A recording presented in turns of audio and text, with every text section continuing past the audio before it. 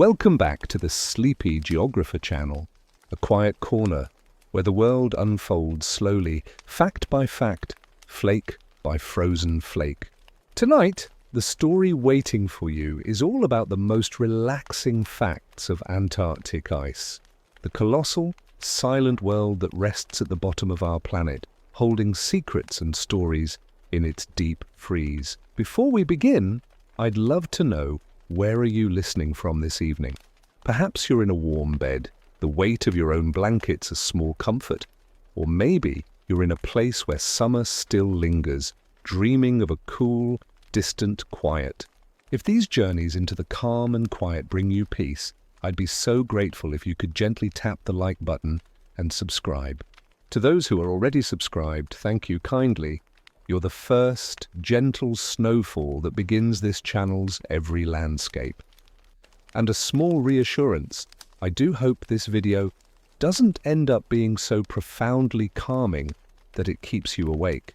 But if it does, at least you'll slip into tomorrow with the image of a pristine, white horizon etched into your mind. A horizon that never seems to end. So let us begin our journey to the great white slumber. Let us contemplate the Antarctic ice sheet. It is not merely a layer of frost. It is not a covering of snow that comes and goes with the seasons. It is a mantle, a single, continuous, profound blanket of ice that drapes itself over an entire continent. If you could stand at the geographic South Pole and look out in every direction, there would be nothing but white. A flat, endless plain in some places. In others, gentle, rolling swells of frozen waves. And in others still, great, sleeping mountains of ice, their peaks hidden by their own immensity. This mantle is so vast, it is difficult for the mind to hold. It contains over 60% of all the fresh water on our planet. To put that into a more restful perspective, imagine every lake, every river, every droplet of rain in every cloud, and every glass of water you have ever drunk. Now gather almost 2/3 of that fresh water, and picture it not as a liquid, but as a single, solid, crystalline mass. A reservoir of stillness. A frozen library of all the water that is. This is the Antarctic ice sheet. Its scale is not just about volume, but about sheer physical dominance. The average thickness of the ice is over a mile. In some places it plunges down for nearly 3 miles. Imagine a layer of ice so deep you could stack 10 of the tallest buildings you know, one on top of the other, and they would still not reach the bedrock below. This is the weight it carries, the profound burden of its own existence. And it is this weight that gives it a sense of permanence, of deep geological slumber. The ice sheet is not a static thing, though. It is a body. It has a pulse, but a pulse so slow that to witness it would be to watch a mountain grow. It flows imperceptibly from the high, cold interior out towards the coasts. It is a slow, syrupy river, miles thick, inching its way toward the sea. This movement is not a sign of restlessness, but of a deep, inherent patience. The patience of a giant turning over in its sleep, adjusting its mantle over the course of centuries. Beneath this immense white blanket lies a secret. The continent of Antarctica itself, a land of mountains and valleys and ancient rock, but it is almost entirely hidden from view, buried completely. This is not a land we can walk upon. It is a land that is sleeping, tucked in by its icy duvet, isolated from the world for millions of years. The ice is both its protector and its warden, keeping its secrets in a deep freeze. And the color. The color is one of profound peace. It is not a stark, blinding white, but often a soft, blue-white, a color that seems to absorb sound and thought. When the sun is low, it casts long lavender shadows that stretch for miles, and the ice glows with an internal light, as if it has absorbed the memory of every sky it has ever seen. In the flat light of an overcast day, the horizon disappears entirely, and the world becomes a featureless, gentle void, a sensory deprivation chamber on a continental scale. There are no landmarks, no trees, no rocks, just the gentle, unending curve of the earth, clothed in white. To contemplate the Antarctic ice sheet is to understand a different kind of time. Human history is a flicker in the life of this ice. Civilizations have risen and fallen, and the ice has simply persisted. It has grown and it has retreated, yes, over epochs we can scarcely comprehend. But in our brief moment, it is a constant, a steady white presence on our blue planet. It is the great sleeper of our world. A dormant giant whose dreams are of ancient climates, of trapped bubbles of air, from a younger world, of a silence so deep it becomes a sound unto itself. It does not demand anything. It does not ask for our attention. It simply is, a monument to cold, to stillness, and to the immense, slow power of simply being. So as we leave this first glimpse of the white mantle, hold that image in your mind. A vast, unbroken plain of white, a silence that stretches to the edge of the world, a weight of ice a mile deep resting peacefully upon the land. It is there, right now, as you listen. Sleeping! And its steady, silent presence is perhaps the most relaxing fact of all. Rest well. We will venture deeper soon. Beneath the immense, mile-thick layer of ice, a complete continental landscape rests in suspended animation. This is not a simple, smooth basin. It is a world of dramatic geography, a hidden realm of mountains, valleys, and plains that have not felt the touch of wind or the warmth of direct sunlight for millions of years. The ice does not merely cover this land. It insulates it. It protects it from the erosive forces that constantly reshape the continents of our more temperate world. Antarctica is, in effect, the world's most pristine natural archive, and the ice is its perfect, deep freeze curator. If we could gently peel back this frozen blanket, we would discover a topography as complex and varied as any on Earth. There are entire mountain ranges, like the Gambutsev Mountains, which rival the European Alps in their scale and grandeur, yet are completely entombed, their jagged peaks forever hidden from view. There are vast trenches, such as the Bentley Subglacial Trench, which plunges to depths far below sea level, a chasm filled not with water, but with solid, flowing ice. These are the sleeping giants of our planet, their forms held in a state of perfect geological rest. This deep freeze has preserved a story far older than the ice itself. Antarctica was not always this polar desert. Once it was a green and vibrant land, a central piece of the ancient supercontinent Gondwana, connected to the lands that would become South America, Africa, and Australia. Fossils of ancient ferns, towering forests, and even dinosaurs have been found in the few, rare mountain peaks that protrude from the ice, like lonely sentinels whispering tales of a lost world. The continent holds the memory of a warmer, greener Earth, a memory it keeps safe under its icy shield, protecting it from the decay that claims all things in warmer climates. The preservation is so absolute that it extends to the very air of ages past. As countless snowfalls accumulated over the millennia, each delicate flake trapped within it a tiny bubble of the contemporary atmosphere. Layer upon layer, these bubbles were buried and compressed, becoming tiny, crystalline time capsules sealed within the ice. Scientists who drill deep ice cores are, in a sense, reading a diary of the Earth's climate. They can release the air from a time when Rome was an empire, or from an age when mastodons walked the Earth. The continent does not just sleep, it holds its breath, preserving the exact chemical signature of our planet's ancient skies. In this state of hibernation, the very passage of time seems to alter.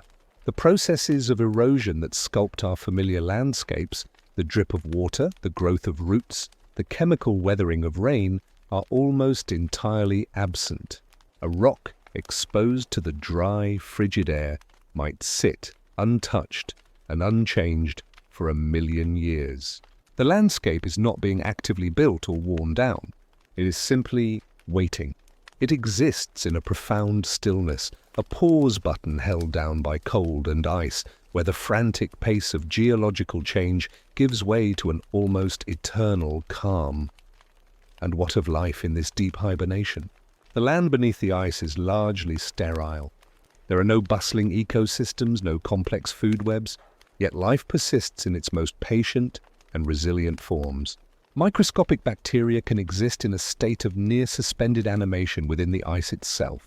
In the dark, frigid waters of subglacial lakes, isolated for millions of years, unique microbial communities may live their slow, chemical-based lives, utterly divorced from the sun-driven world above. These are not organisms that thrive, but ones that endure. They are the ultimate expression of hibernation, living at a pace that mirrors the slumbering continent itself. To think of Antarctica as a continent in hibernation is to understand a different kind of existence. It is a land that has withdrawn from the active, changing world. The tectonic dramas that raise mountains elsewhere are here muffled, their energy absorbed by the colossal weight above. It is a place of immense peace, a geological sanctuary where the past is not lost, but merely sleeping. So as you drift towards sleep, hold this image in your mind, a hidden world of silent mountains and frozen valleys, a library of ancient air and fossilized forests, all resting peacefully beneath a blanket of white. It is there, right now, in a state of perfect, preserved slumber.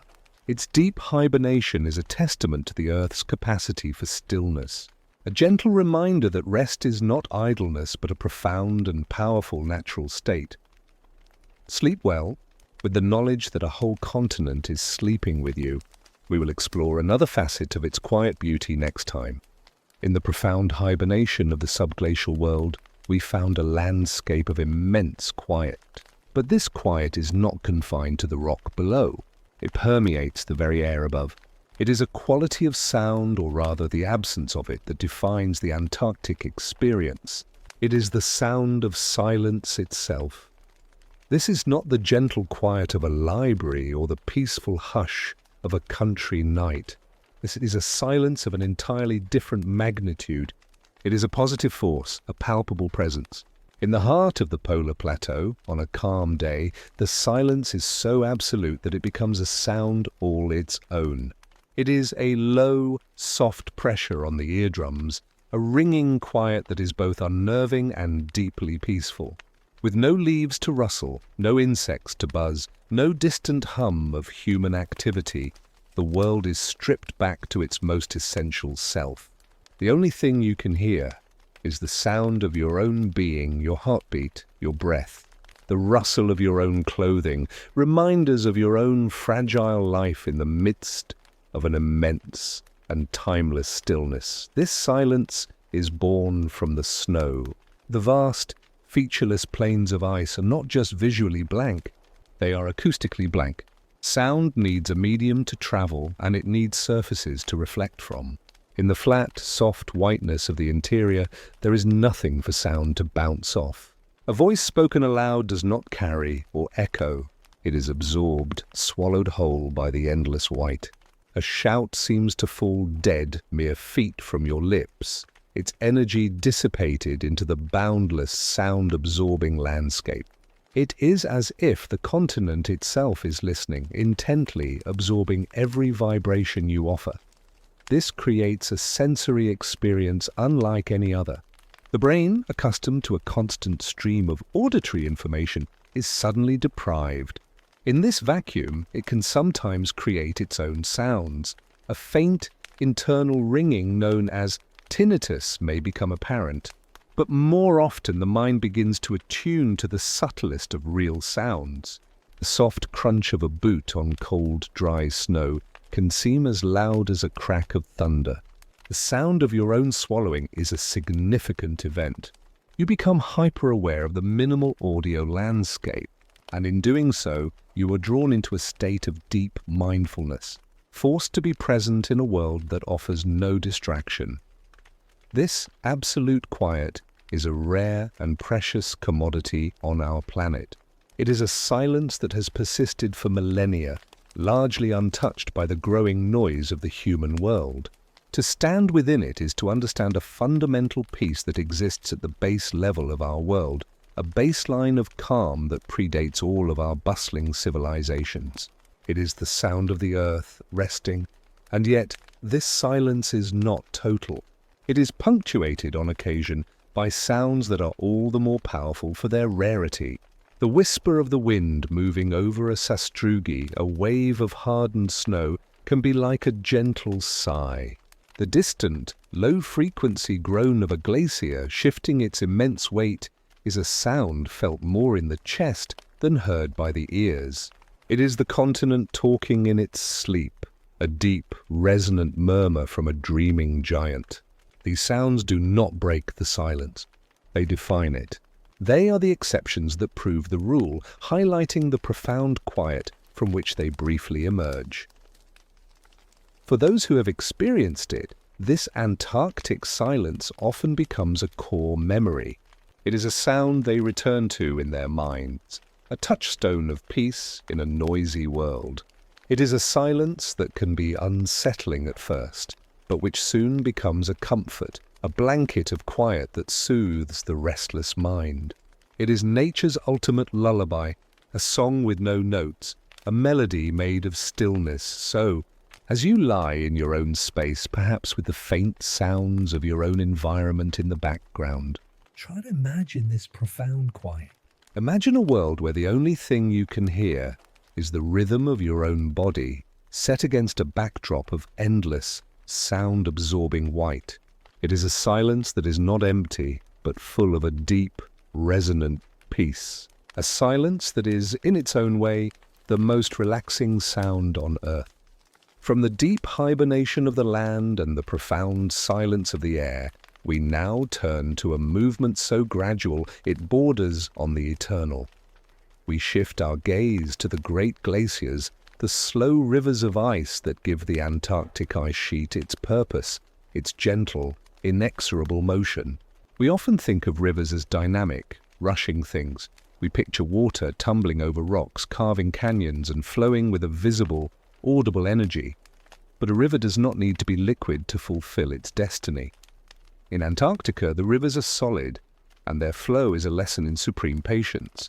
A glacier is a river of ice, and its current is measured not in miles per hour, but in miles per century. The birth of this slow river begins not with a spring, but with a snowfall. In the high, cold interior of the continent, where the silence is deepest, snow falls upon snow. It does not melt. Season after season, year after year, millennium after millennium, the layers accumulate. The weight of the new snow on the old begins a slow transformation. The delicate, six-armed snowflakes, so intricate and fragile, are compressed. They lose their points, their intricate structures collapsing. The air between them is squeezed out, and they are reborn as a dense, granular snow called firn. With more time and more immense creeping pressure, the firn grains are pressed together, until the last pockets of air are trapped as tiny, isolated bubbles. What was once a soft blanket of snow has now become solid, crystalline ice. This is the source of the river, a reservoir of frozen time high on the polar plateau. And then it begins to move. Gravity, the most patient and persistent force in the universe, exerts its pull on this immense mass. The ice, though it appears brittle and solid to our touch, behaves on a grand scale like a thick, viscous fluid. It is a plastic solid, capable of flowing, of bending, of creeping downhill. It does not crack and shatter under its own weight. Instead, it yields, slowly and continuously, like honey poured onto a flat surface. If the honey were a mile thick, and the pouring lasted for 10,000 years. This movement is almost impossible to perceive with the human eye. You could stare at a glacier for a lifetime and see no change. Yet, if you were to place a line of stakes across its surface and return after a decade, you would find them shifted. They would have moved downstream, tracing a slow, curving path toward the sea. The center of the glacier moves faster than its edges, where friction with the rocky valley walls slows the flow, just like a river of water. The bottom of the glacier is slowed by the drag of the land beneath it. The entire mass is shearing, flowing over itself in a slow internal dance. This flow is not uniform. The ice encounters obstacles, subglacial mountains, hidden ridges. It does not shatter against them. Instead, it flows over and around them, its immense weight and patience allowing it to swallow topography whole. The rock beneath grinds and scrapes at the ice, carving striations into the bedrock, a slow, deliberate graffiti written over millennia. The glacier, in turn, carries the rock flour, pulverized stone, within its body, giving the ice a mysterious milky blue tint where it is most compressed. This is the glacier's cargo, the sediment of entire mountains being transported grain by grain to the coast. The journey of a single molecule of water from its fall as snow in the interior to its final release at the coast can take hundreds of thousands of years. It is a journey of immense stillness, locked in ice, creeping forward at a pace that makes the growth of a tree seem frantic. This molecule will experience pressures that would crush steel and temperatures that have not varied significantly for epoch. It is a journey through deep time, a slow-motion migration from the center of the continent to its edge. When these slow rivers finally reach the sea, they do not end with a splash, but with a silent, colossal carving. The front of the glacier, a towering wall of ice called an ice cliff, extends out over the water. The buoyancy of the ocean and the relentless slow push from behind finally cause a section to break away. An iceberg is born. This is not a violent, explosive event, but a graceful, slow-motion separation. A crack appears, widens over days or weeks, and then, with a deep, groaning sigh that resonates through the water and air, a mountain of ice silently pivots, rolls, and floats free. It is the culmination of a journey that began before human civilization. The river finally delivering its frozen water back to the liquid ocean from which it ultimately came. To contemplate these slow rivers of ice is to understand a different relationship with time. They are a reminder that not all progress is swift and not all power is loud. Their movement is a testament to the relentless, gentle, and overwhelming force of persistence. They are the arteries of the ice sheet, the method by which the continent slowly, steadily, and peacefully exhales its frozen mass into the embracing sea. So, as you rest, imagine this slow, steady flow. A river of solid time moving with a grace and patience that transcends our human scale. It is a movement that asks for no observation, that demands no applause. It simply is, and has been, and will be a slow river of ice flowing endlessly through the silent white landscape. In the slow river of ice we observed a journey of immense duration. But locked within that frozen flow is more than just water. It is a record, a memory. Within the clear, deep ice of Antarctica lies one of the most remarkable libraries on our planet, written not in words, but in bubbles. This is the story of ancient ice, and the ancient air it holds captive. The process begins, as so many things in Antarctica do, with a single snowflake. Each winter, for hundreds of thousands of years, snow has fallen on the high polar plateau.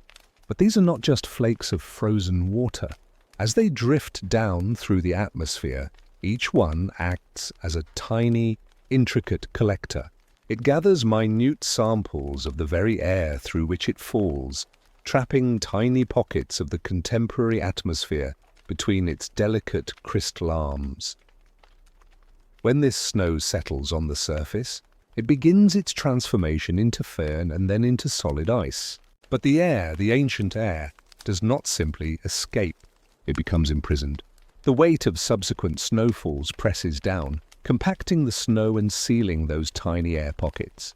They are pushed deeper and deeper, and over centuries they become isolated bubbles, tiny, perfect spheres of gas, frozen in time. Each one is a miniature snapshot of the Earth's atmosphere from the year it fell. This is how the ice sheet becomes a vertical timeline. The deepest ice is the oldest ice. Scientists can now drill down, layer by layer, and extract long cylindrical cores of this ancient ice. To hold a segment of an ice core is a humbling experience. You are holding not just ice, but a physical piece of the past. A section of ice from a depth of 2 miles might have fallen as snow during the last ice age, when great woolly mammoths roamed the northern continents. The bubbles trapped within it contain the air those very creatures breathed. The analysis of these bubbles is a form of time travel. By carefully fracturing the ice in a vacuum, researchers can release this ancient air and analyze its chemical composition. They can measure the concentration of carbon dioxide and methane, the 2 great greenhouse gases that regulate our planet's temperature. They can detect the fine ash from long-forgotten volcanic eruptions, which spewed their particulates into the global atmosphere and were carried by the winds to this pristine resting place. They can even find traces of ancient dust carried from distant deserts, telling stories of how arid those regions were in millennia past. What these frozen archives reveal is the natural rhythm of our planet. They show us that Earth's climate has not been static. It has pulsed through great cycles of ice ages and warmer interglacial periods, like the one we live in now. The ice cores show us that these cycles are intimately tied to the rise and fall of greenhouse gases. The correlation is stunningly clear. When CO2 levels were low, the world was colder and vaster ice sheets covered the northern hemisphere. When CO2 levels rose, the world warmed and the ice retreated. For the first 800,000 years of this record, which is how far back the oldest continuous Antarctic ice core currently reaches, the concentration of carbon dioxide never once rose above 300 parts per million. This library, however, holds more than just climate data. It is a record of human history written in invisible ink. As the Industrial Revolution began in the 18th and 19th centuries, humanity began to burn fossil fuels, coal, oil, and gas, on a massive scale. This process released vast quantities of ancient carbon stored for millions of years into the atmosphere in the geological blink of an eye. The ice cores capture this moment. In the layers of ice that formed from snow that fell around 1850 and in every layer since, the concentration of CO2 in the trapped bubbles begins to climb. It shoots up, breaking that 300 parts per million ceiling that had held firm for nearly 1 million years, and continues its steep ascent to this day. The ice preserves the exact moment when humanity became a geological force, a permanent signature in the planetary record. To stand before a drilled ice core is to stand before a book of Earth's history. Each meter of ice represents a certain number of years. The layers can be counted like tree rings, though they are often too fine for the naked eye. Clean, clear layers represent annual snowfall. Darker, dusty layers can mark a particularly dry year or a significant volcanic event. By reading this frozen stratigraphy, scientists can assign a precise age to every depth, to every bubble. There is a profound stillness in this knowledge. The entire history of human civilization, the rise and fall of empires, the birth of religions, all of our art and war and love, is contained in the uppermost few hundred meters of this ice. Beneath that lies a much vaster record of a world without us, a world of natural cycles and patient astronomical rhythms. We are but a recent annotation in a very long text. So, as you breathe in and out in the comfort of your room, consider the weight of that act. The air you exhale will join the atmosphere, and some infinitesimal part of it may one day be captured by a snowflake falling on the Antarctic plateau. It will become part of the record, a tiny bubble in the ice, a message for some future being to read long after we are gone. The ice does not judge, it only remembers. It is the world's most patient librarian, preserving the story of our air, one fragile bubble at a time. Rest now with the knowledge that the very air around you is part of a story that spans ages, a story written in the frozen silence of the ice. From the delicate, bubble-filled archives of the ice cores, we naturally turn to the sheer depth from which they are drawn. We move from the captured air to the colossal column of ice itself to comprehend the timeline it represents. This is not a story of centuries, but of epochs. This is the reality of a million-year winter. In our daily lives, we measure time in hours, days, and years. We mark the passing of seasons, the growth of a child, the history of a nation. These are our frames of reference. But in Antarctica, the frame of reference is the ice, and its chronology is written in a language of depth and pressure. The Antarctic ice sheet is not a mere layer. It is a body, a monument, and its thickness is a direct measure of its immense age. We have spoken of the ice being over a mile thick, even approaching 3 miles in its deepest basins. To stand on the surface is to stand upon the accumulated snowfall of nearly 1.5 million years in its oldest parts. Imagine a single, continuous winter lasting for 1.5 million seasons. This is not a poetic exaggeration. It is a geological fact. The snow that fell in the time of Homo erectus, our ancient ancestor who first mastered fire, now lies compressed and transformed, deep in the ice's heart, near the bedrock. The entire history of our species, from the first stone tools to the first steps on the moon, is contained within the uppermost fraction of this frozen column. The journey to the bottom of an ice core is a journey backwards through this immense timeline. As the drill bites deeper, it passes through ice that fell as snow during the last great ice age, when sea levels were over 100 meters lower and the world was a colder, sharper place. It continues down through ice from the Eemian period, the last warm interglacial before our own, when temperatures were slightly warmer than today and hippopotamuses wallowed in the rivers of what is now London.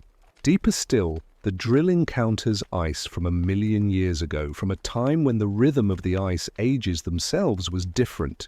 Each meter of core, each carefully catalogued segment, is a page in a history book that predates humanity itself. This depth creates an environment of almost unimaginable pressure.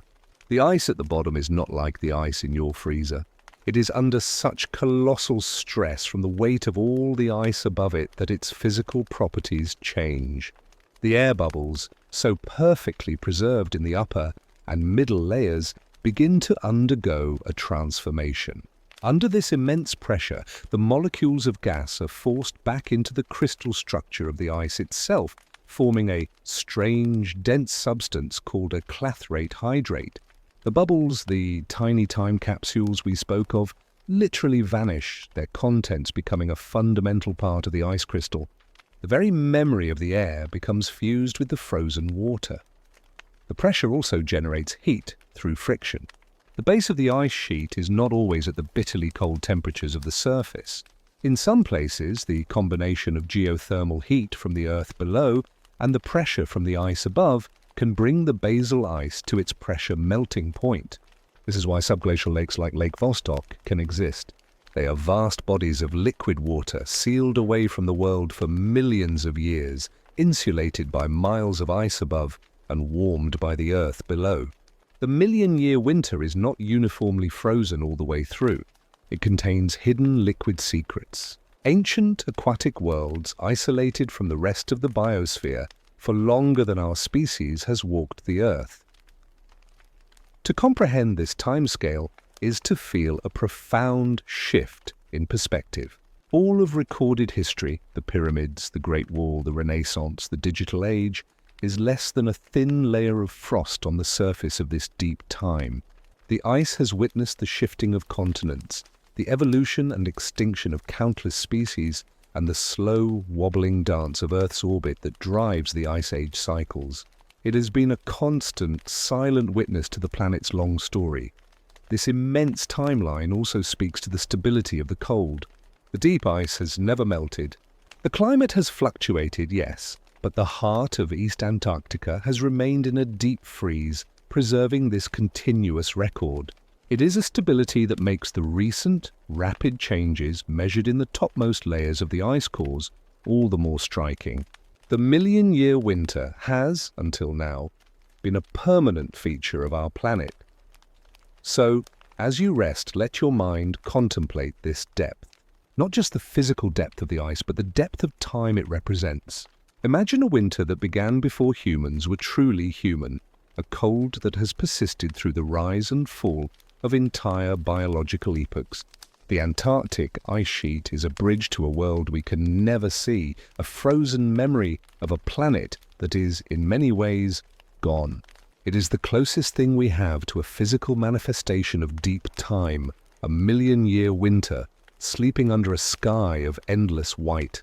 Let the weight of that timeline press gently upon your thoughts, a humbling and peaceful reminder of the vast, slow rhythms of the world upon which our brief, bright lives are lived. We have contemplated the immense depth of the ice and the eons it represents. But every vast story is built from the smallest of beginnings. Every colossal river of ice, every mile-deep core sample originates from a single, fleeting, and impossibly delicate event, the fall of a snowflake. This is the story of the most patient of journeys, the transformation of a solitary crystal into a permanent part of the continent. Imagine that snowflake. It forms high in the cold, silent air above the Antarctic plateau. It is a thing of exquisite temporary beauty. Its 6 arms branch into intricate, lace-like patterns, no two exactly alike. For a time, it drifts, a tiny floating star in the vast polar sky. Its existence as this unique structure is brief. Then it settles. It lands softly, almost without a sound, on a boundless, gently rolling plain of white. It comes to rest atop countless billions of its predecessors. In this moment, its journey of transformation begins, a metamorphosis that will take centuries to complete. At first, the snowflake remains itself. It retains its delicate shape, its complex geometry. It is part of the surface, the fresh powder that paints the landscape anew. But it does not stay there for long. The next snowfall comes and the next. The flake is buried. It is now part of the neve, the top layer of accumulated snow. The weight of the new snow upon the old begins to exert a gentle, insistent pressure. This is the first step in a process called fernification. Slowly, the most delicate tips and points of the snowflake's arms begin to sublimate. They turn directly from solid ice into water vapor. This vapor then refreezes onto the sturdier, thicker parts of the crystal. The flake is losing its identity, its intricate form slowly eroding in favor of a more robust, rounded shape. It is becoming a granule of fern, a small, spherical pellet of ice. This is a crucial transition. The individual is beginning to merge into the collective. The air that once circulated freely between the complex branches of the snowflake is now being slowly squeezed out. As more centuries pass, and the weight of countless new layers presses down, the fern granules are pushed deeper. The pressure becomes immense. The granules are packed so tightly together that they start to deform, to press into one another. The air passages between them, which were once like the pores in a sponge, become pinched off and sealed. The granules begin to sinter, to fuse together at their boundaries. What was a collection of separate grains is now becoming a solid, cohesive mass. This is the birth of glacial ice. It is a recrystallization. The small, individual grains are reorganizing themselves into larger, interlocking crystals of clear ice. The transformation is now nearly complete. The patient snowflake, which began its journey as a fragile, 6-pointed star, has been reborn. It is now an anonymous, tiny part of a vast, solid, and transparent medium. Its journey from the sky is over. It is now part of the Earth, but its journey through the Earth is just beginning. Locked within this newly formed ice is the final trapped evidence of its former self, a few tiny, isolated bubbles of air. These are the last vestiges of the atmosphere through which the original snowflake fell. They are the final breath of its past life, now imprisoned under incredible pressure. The snowflake has become a time capsule, and its beautiful crystalline form has been sacrificed to become a perfect, clear prison for ancient air. This process is not quick. The transformation from a surface snowflake to solid glacial ice can take anywhere from a few decades in regions of high accumulation to several centuries in the ultra-dry, cold deserts of the Antarctic interior. A single snowflake that fell during the lifetime of William Shakespeare may only now, in our time, be completing its transformation into solid ice, deep within the ice sheet. It has spent centuries in a state of becoming a slow, patient, and relentless compaction. This metamorphosis is happening to countless trillions of snowflakes simultaneously, each one on the same patient journey. They are all surrendering their individual beauty to contribute to the strength and clarity of the whole. They are the individual threads being woven into a massive, frozen tapestry. The great ice sheet, in all its imposing monolithic grandeur, is in truth a collective, an archive of every snowflake that has fallen and been patient enough to complete this long, slow transformation. So as you listen, consider the patience of that single snowflake. It fell in silence, was buried in silence, and changed in silence over centuries. It did not rush. It did not resist. It simply yielded to the slow, steady forces of time and pressure, becoming something new, something enduring. Its journey is a testament to the power of gradual, persistent change. It is a reminder that the largest and most solid things in our world are often built from the smallest, most delicate parts, all acting with a shared, profound patience. Let this thought lull you into a restful state, a sense that there is a time for delicate individual beauty and a time to become part of something vast, solid, and deeply peaceful. Sleep well with the knowledge that even the greatest forces of nature begin with a single, patient, and silent act. We have followed the patient snowflake on its journey to become part of the deep ice. We have seen how the ice itself is an archive of ancient air. But what of the land that bears this immense weight? The ice is not the only keeper of secrets. Beneath its frozen mantle, Antarctica holds another, even older library, a collection of fossils preserving a world that has been locked in a deep freeze for millions of years. This is the story of the fossils in the world's largest freezer. To understand this, we must first reimagine Antarctica. Strip away the ice in your mind. Erase the vast white desert and the howling wind. In its place, picture a green and vibrant land. Picture rolling hills covered in ferns and forests of tall, strange trees. Picture a climate that was temperate, even warm. This was Antarctica during much of the Mesozoic era, the age of dinosaurs. It was a land not of silence, but of life, teeming with creatures both great and small, a central part of the supercontinent Gondwana. This world did not end in fire, but in ice. As the continent slowly drifted, Antarctica broke away and journeyed to the South Pole. Its climate began to cool. The forests retreated and the ice began to advance.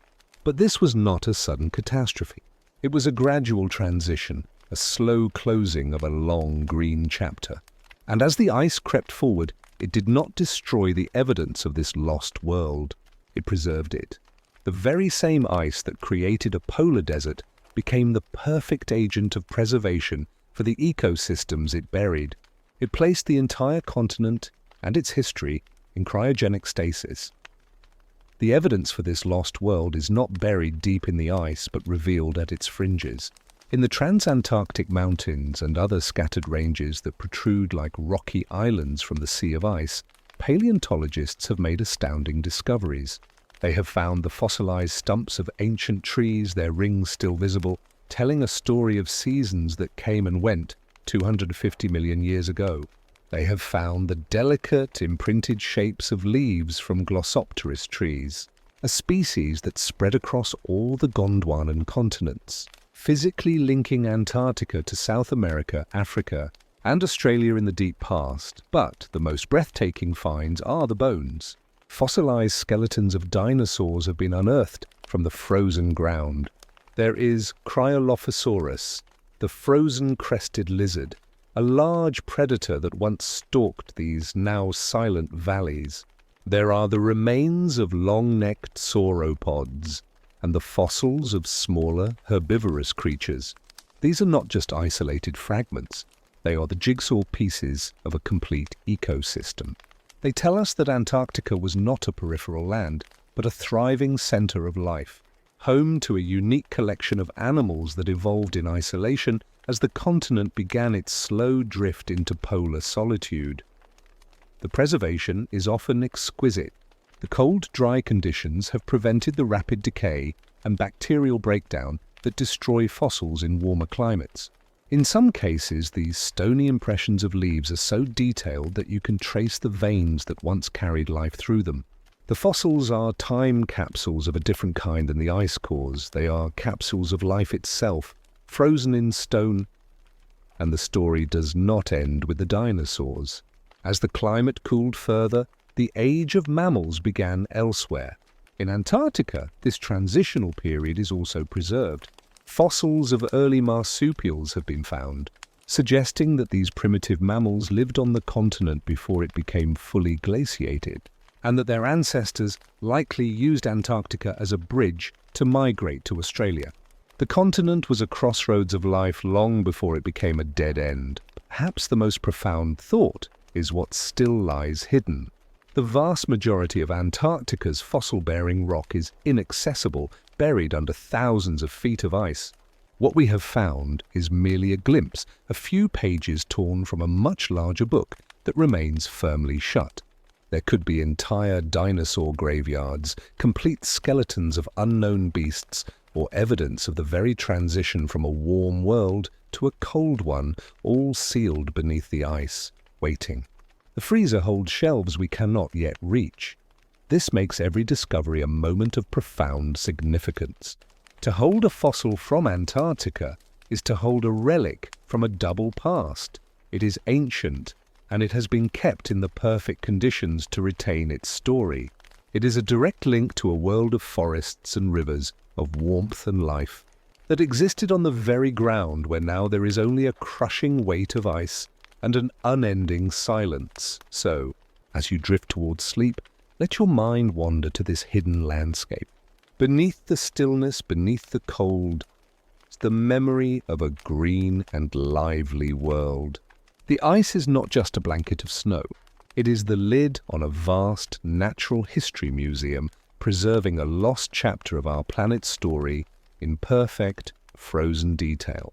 The silence of Antarctica is not an empty silence. It is a reverent silence, guarding the deep, slow dreams of a world that was. Rest now with the knowledge that even the most barren of places holds the memory of life, patiently preserved in the world's greatest freezer. We have explored the deep, silent archives of ice and stone, but the frozen world is not always mute. There is a soundscape here, one that is as alien and beautiful as the landscape itself.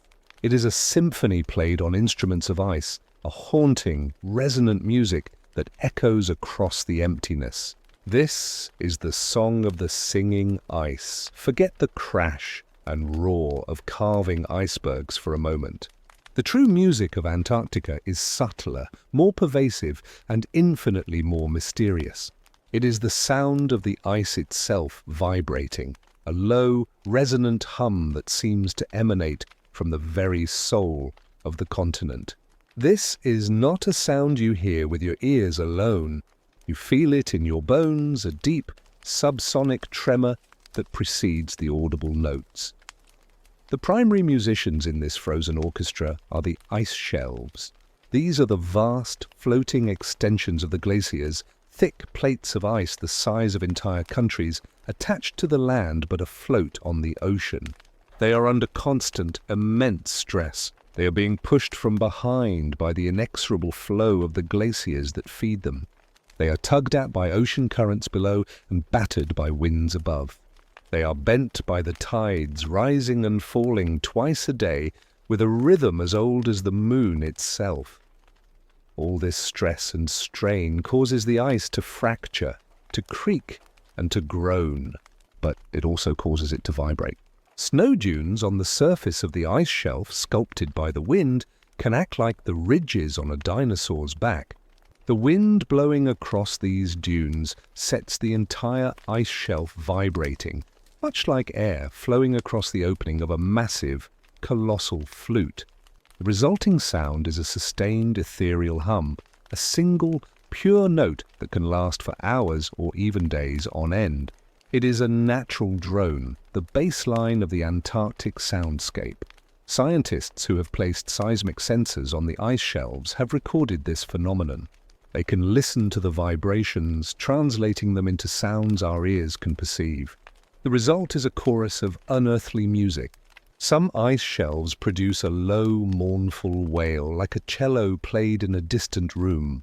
Others generate a series of rising, laser-like pings or a cascade of chimes, as if a glass harmonica were being played by the wind itself. The Ross Ice Shelf, one of the largest on Earth, sings a constant, deep-throated drone, a B-flat note played 50 octaves below a piano's middle C, a sound so low it is more a feeling than a noise. Then there are the glaciers. As they grind their way over the bedrock, they do not move smoothly. They stick and slip. Internal stresses build up until the ice fractures with a sharp, resonant crack that echoes through the valleys. These are the sharp, percussive elements of the symphony. A sharp pop might be a small crevasse forming a mile away.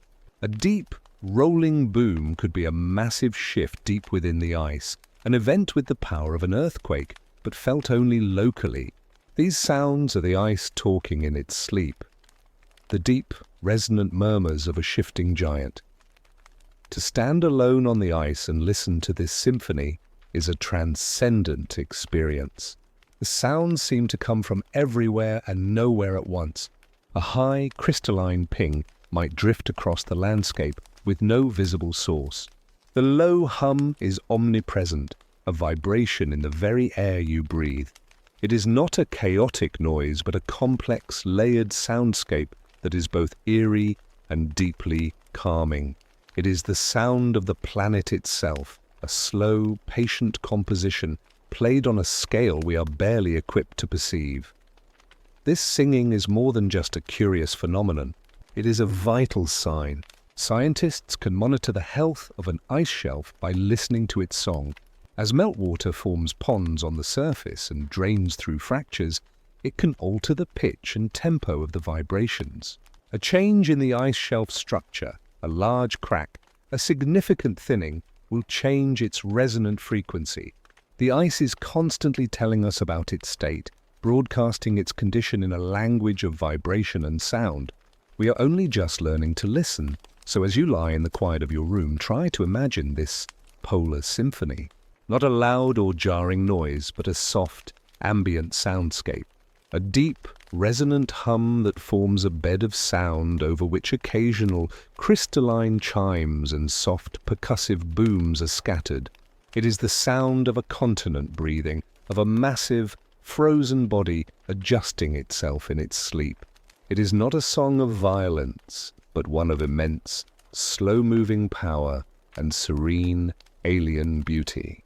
Let this thought soothe you, the idea that in the deepest quiet there is still a gentle, resonant music, the lullaby of a sleeping giant. A song of ice sung for no audience but the stars, and for you, right now, as you drift towards dreams. From the resonant, ethereal music of the singing ice, we now turn our gaze from the land to the sea, and from a world of sound to a spectacle of silent, breathtaking color. We have spoken of the deep freeze, the hibernation, the immense patience of the ice, But around its edges, where the frozen continent meets the Southern Ocean, a sudden and vibrant explosion of life occurs each year. It is a quiet, serene explosion, one of the most beautiful and vital events on our planet. This is the story of the ice that blooms. Picture the Antarctic coastline in the early summer. The grip of winter has loosened.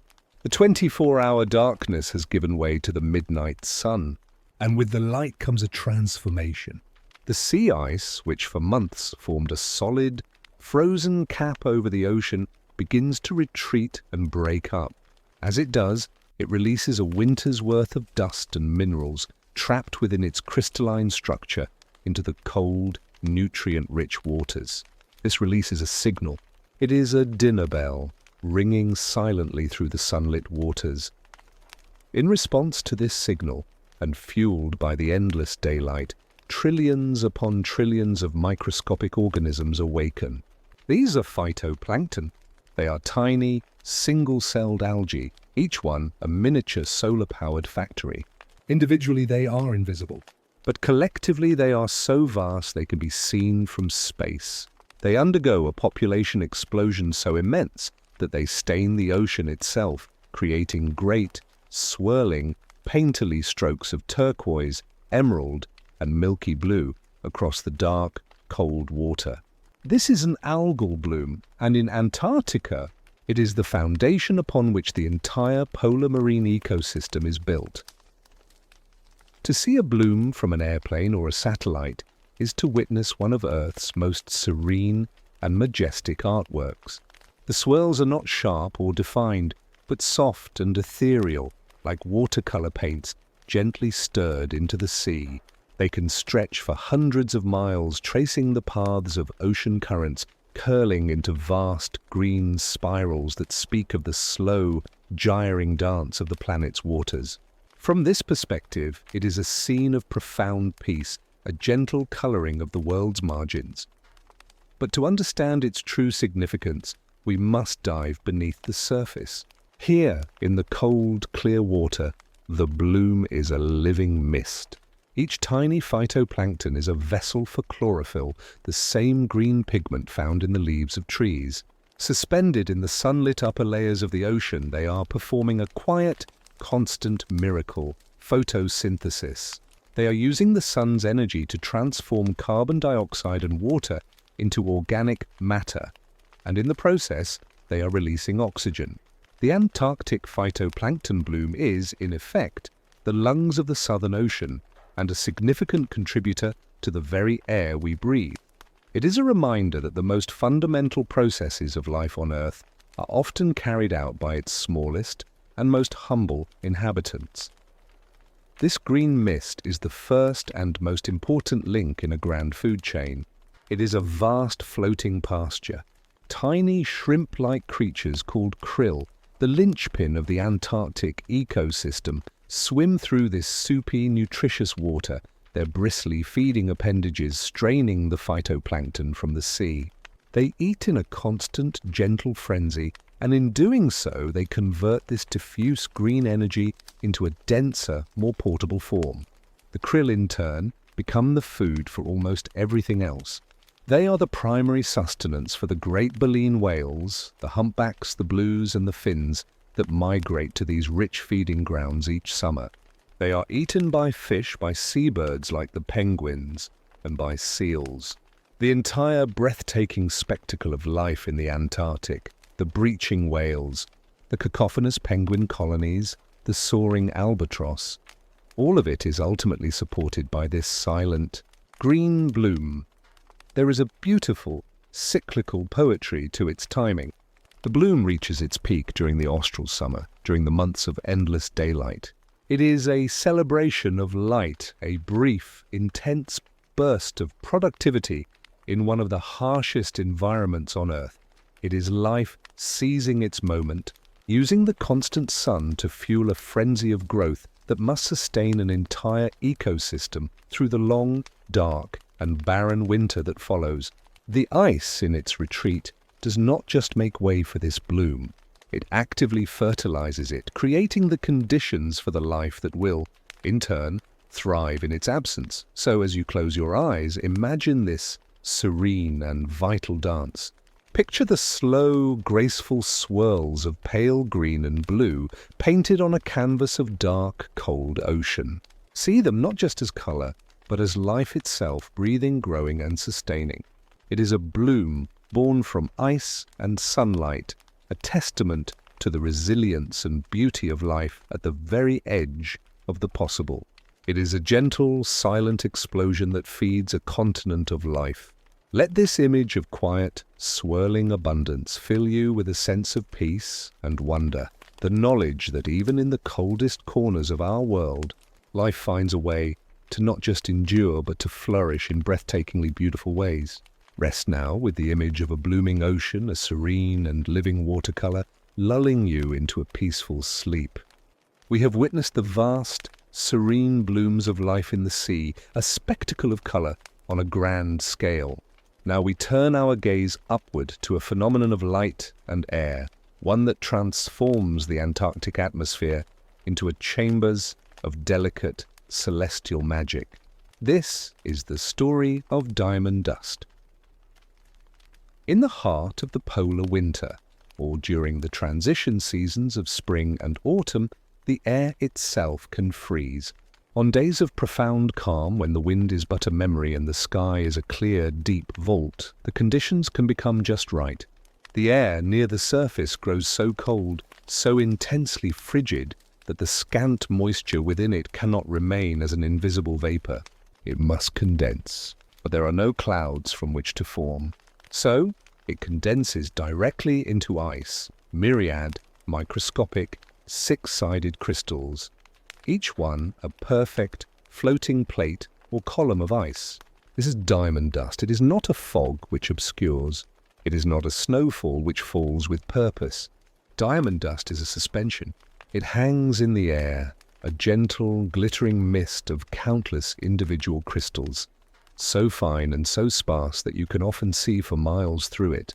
On a sunny day when the sun is low on the horizon, this suspended ice becomes a medium for light to perform its most subtle and enchanting tricks. As you stand in this glittering air, the first thing you notice is the sparkle.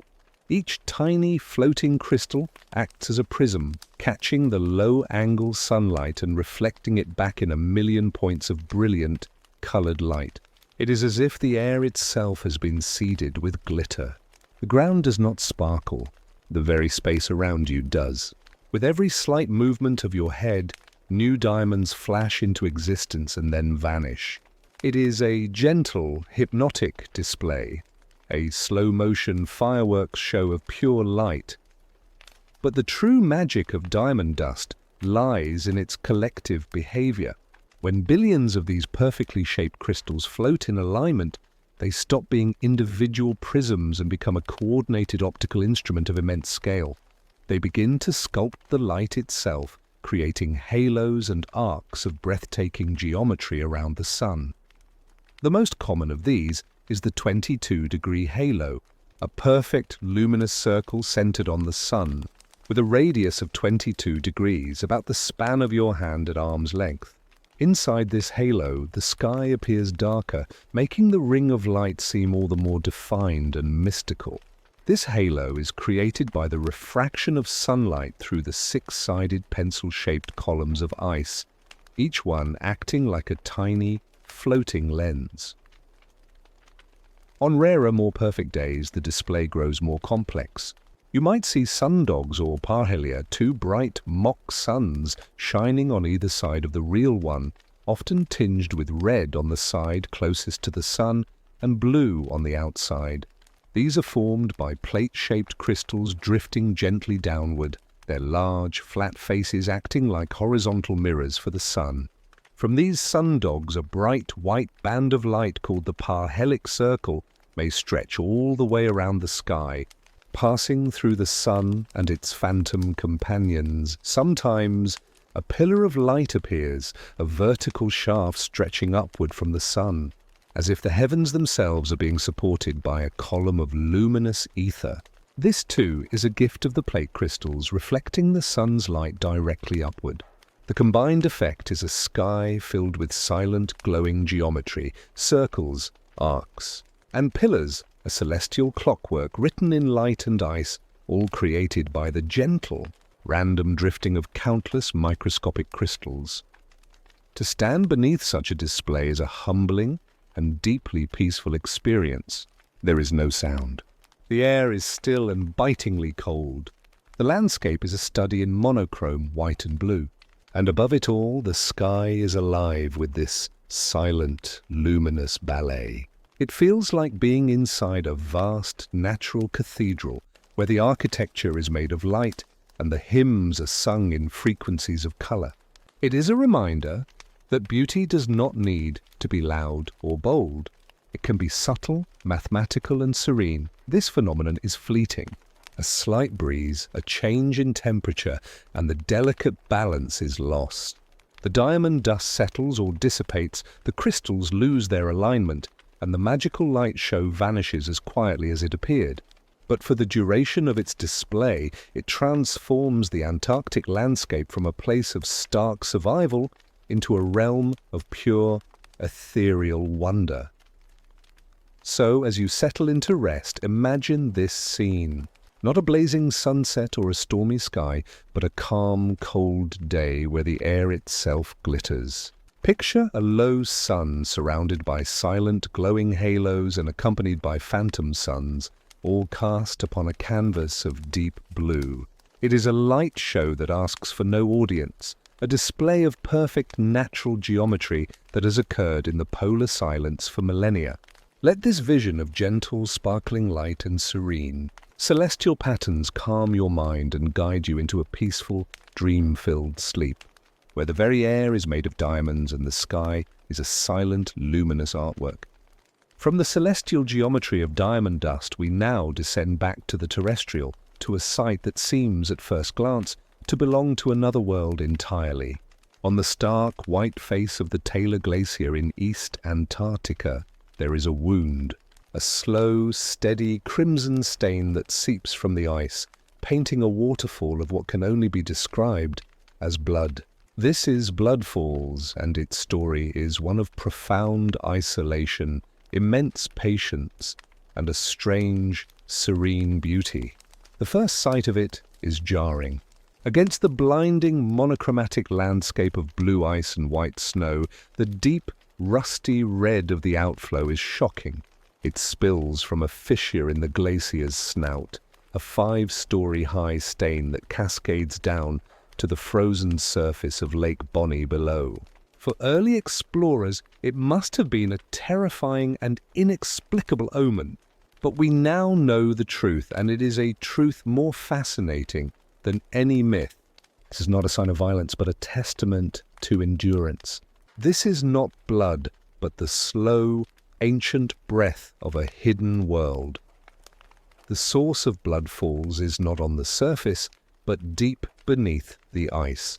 It is a subglacial reservoir, an ancient body of water that has been trapped underneath the Taylor Glacier for over 1 million years. This reservoir was once a part of a larger fjord system, which was subsequently entombed by the advancing ice. When the glacier moved over it, it sealed this aquatic world away from the rest of the planet, locking it in a perfect, cold, dark isolation. Within this hidden lake, the water is incredibly salty, so saline that it remains liquid at temperatures far below the normal freezing point. It is a brine, a chemical relic of the seawater from which it originated, and in this brine, a unique community of microbial life has survived, completely cut off from the sun and the atmosphere for millennia. They are chemosynthetic, deriving their energy not from light, but from the chemical breakdown of sulfates and iron compounds in the bedrock. This is where the blood is born. As these ancient microbes metabolize, they convert the sulfates in the water. In the oxygen-starved environment, this chemical process frees iron ions from the underlying bedrock, dissolving them into the brine. The water becomes rich with this dissolved, reduced iron. It is a slow, Metabolic alchemy that has been taking place in the darkness for ages. This iron-rich brine remains trapped, under pressure, until it finds a weakness, a fissure, a conduit that leads up through the overlying half a mile of ice. It begins a slow, creeping journey toward the surface. It does not gush or roar, it weeps. As this ancient, anoxic brine slowly makes its way upward and is exposed to the air for the first time in over 1 million years, a rapid, silent reaction occurs.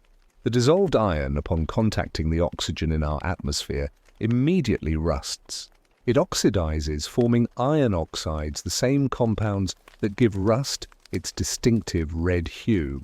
The clear, iron-rich brine is instantly transformed into a cascade of rust-colored water, flowing with a quiet, solemn dignity onto the white ice. To witness blood falls is to witness a slow-motion leak from a deep time capsule. Every droplet that emerges is a sample of an ecosystem that has not seen the light of day since the early Pleistocene. It carries within it the chemistry of an ancient sea and the ghosts of the microbes that have called it home for eons. The fall is not a violent event. It is a serene exhalation. It is the glacier's way of slowly, gently releasing the ancient breath of the world it has preserved for so long. The sound is not a roar, but a quiet trickle, a soft, almost inaudible whisper against the immense silence of the Taylor Valley.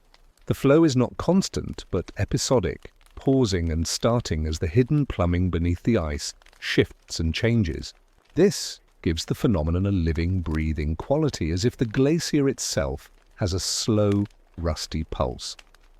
There is a profound peace in understanding this process. What appears to be a scar is, in reality, a sign of life. It is a connection to a hidden, alien biosphere that has persisted through unimaginable spans of time, entirely independent of the world we know. The red stain is not one of death, but of stubborn, resilient existence. It is a reminder that life is tenacious, that it can flourish in the most unexpected places, and that it leaves its mark, however subtle, on the world. So, as you drift towards sleep, let go of any initial alarm. Replace it with the image of this slow, rusty seep. Picture it not as a wound, but as a gentle, ancient tear. A tear of iron, wept by a glacier for a lost sea, carrying the secrets of 1 million-year slumber into the modern light.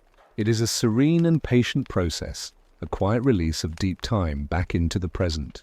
Let this thought of ancient, hidden life slowly, peacefully revealing itself, lull you into a deep and restful state, a sleep as timeless as the water itself. Beneath the serene, slow seep of blood falls lies a far grander secret, a hidden world of profound darkness and silence. We have spoken of water trapped for millennia, but that is merely a tributary to a vaster, more mysterious reality. Deep below the central domes of the East Antarctic ice sheet, where the ice is thickest and the pressure is immense, lie entire networks of liquid water.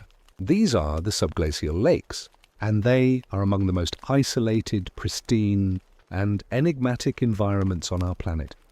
The largest of these is Lake Vostok, a name that means east, a fittingly simple title for a place of such staggering complexity. To comprehend Lake Vostok is to stretch the imagination. It lies under 2.5 miles, or about 4,000 meters, of solid ice. It is not a small pond, but a vast inland sea, roughly the size of Lake Ontario. It has been completely sealed off from the rest of the world for at least 15 million years, and possibly as long as 25 million. For all that time, it has been in total darkness, under crushing pressure, in a perpetual, frozen silence. The very existence of liquid water in such a place seems a paradox. The surface temperature at the Vostok station above it regularly plunges to below 80 degrees Celsius. Yet the water of the lake remains liquid. This is due to 3 factors: the immense insulating blanket of the overlying ice, The colossal pressure from the weight of that ice, which lowers the freezing point of water, and the faint geothermal warmth that still emanates from the Earth's core below. It is a delicate, natural equilibrium, a pocket of liquid preserved in a world of solid ice. To imagine this place is to imagine an environment more alien than the surface of Mars. There is no light. None. The sun has not touched these waters since the Miocene epoch, a time when our ancestors were small, ape-like creatures. There is no wind, no rain, no seasons. The only sound, if one could hear it, would be the deep, low-frequency groan of the ice sheet above as it slowly, imperceptibly flows.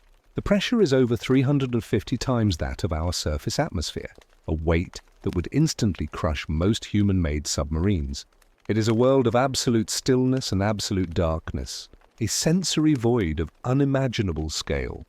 For decades, the lake was only a theoretical concept, inferred from seismic surveys and radar that could peer through the ice. Then, in the 1990s, its existence was confirmed. The moment of discovery was one of quiet awe in the scientific community. It was the realization that an entire hidden world, a continent within a continent, lay beneath their feet. The quest then began not just to confirm its existence, but to taste its waters without contaminating them, to study this time capsule without breaking it. The water within Lake Vostok is believed to be supersaturated with oxygen, a condition unlike any other body of water on Earth. This oxygen was likely delivered by the ice itself, as the descending glacier ice contains trapped air bubbles that are released and dissolved into the lake water under the immense pressure. This creates a potentially toxic environment for complex life, but also a unique chemical playground for extremophile microorganisms that could have evolved to not only tolerate such conditions, but to thrive on them. The search for life in Lake Vostok is a search for a shadow biosphere.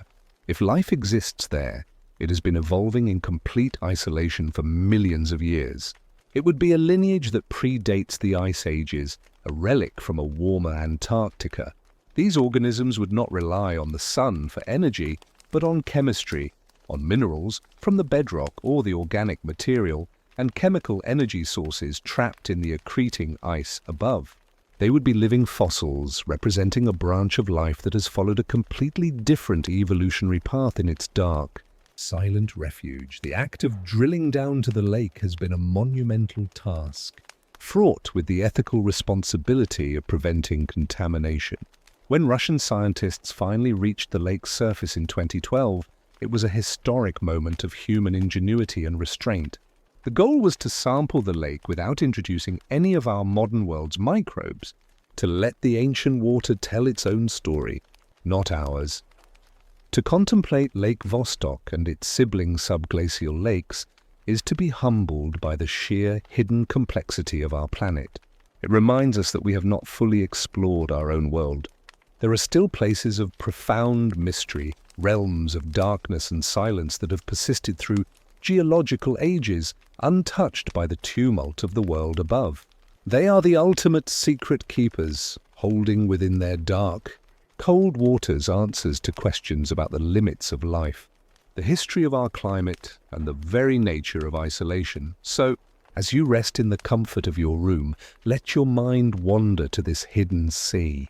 Picture the absolute darkness, the profound silence, the immense weight of ice, and it is a world of perfect, patient stillness, a liquid heart beating slowly in the chest of a frozen continent. Its very existence is a soothing reminder that there are still untouched sanctuaries on our planet, places that hold their secrets close, sleeping in the deep, dark, quiet, waiting. Let the profound peace of this hidden world guide you into your own deep and restful sleep. From the vast, dark mystery of the subglacial lakes, we turn to the inhabitants of this frozen world. Not the whales or the penguins of the coast, but the true natives of the deep ice and the hidden waters. These are the simplest, most patient, and most resilient forms of life on our planet. They are the sleepers beneath the ice, living in a state of near-suspended animation in a world where time moves with a different, slower rhythm. At the heart of this hidden biosphere are the bacteria. They are not merely present in the ice. They are an integral part of it. For millions of years, as snow fell and was compressed into ice, it did not fall pure. It carried with it the dust of distant continents, volcanic ash, and, riding upon these particles, microscopic life. Bacteria, spores, and other microbes were scavenged from the global atmosphere and deposited upon the polar plateau, becoming frozen into the accumulating ice sheet. They were not killed by the cold. Instead, they were put on pause. These microbial cells entered a state of metabolic arrest. Their internal processes slowed to a near standstill. They do not reproduce. They do not grow. They simply exist. Their biological clock stopped, preserved in a deep freeze that acts as a perfect cryogenic storage. A bacterium trapped in the ice 100,000 years ago is not a fossil. It is a dormant passenger, waiting.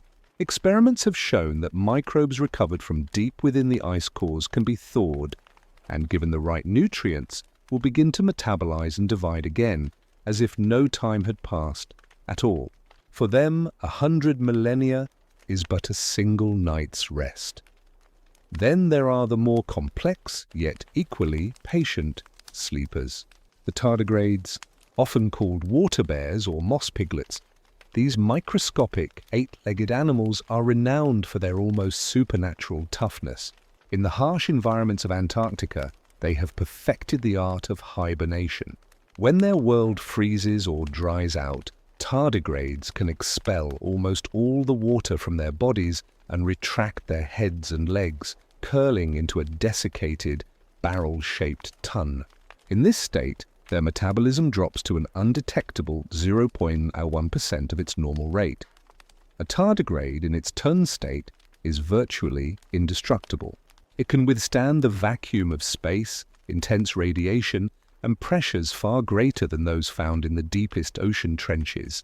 And, most relevantly, it can survive temperatures near absolute zero for decades, perhaps even centuries. In the Antarctic soil, in the mosses and lichens of the scarce ice-free areas, and even in the ice itself, these tiny creatures exist in this state of suspended animation. They are not living, in the active sense of the word. They are enduring. They are waiting for a fleeting moment of liquid water, a brief Antarctic summer that may last only a few days, to rehydrate, awaken, feed, and reproduce before returning to their timeless sleep. Their entire active life may amount to only a few weeks scattered across centuries. This existence defines life at its most fundamental level, the will to persist. For these sleepers, life is not about growth, activity, or complexity. It is about patience. It is a long, quiet vigil in the cold and the dark. They do not fight their environment. They yield to it completely, surrendering all animation to achieve a form of immortality. A colony of bacteria locked in the ice for 1 million years is, in a very real sense, the same colony it was when it was trapped. It has not aged. It has simply waited. This slow-motion life has profound implications. It suggests that the ice sheet is not a biological desert, but a library of dormant life, a frozen ark carrying the genetic material of ancient microbes through time. It tells us that life may be able to survive in similarly frozen environments on other worlds, like the subsurface oceans of Jupiter's moon Europa or the polar ice caps of Mars. The sleepers beneath our ice are a testament to the tenacity of the living cell, a reminder that the line between life and non-life can become beautifully, mysteriously blurred. Their survival strategy is one of profound peace. There is no struggle, no frantic search for resources. There is only a deep, metabolic sigh, a letting go of all biological urgency.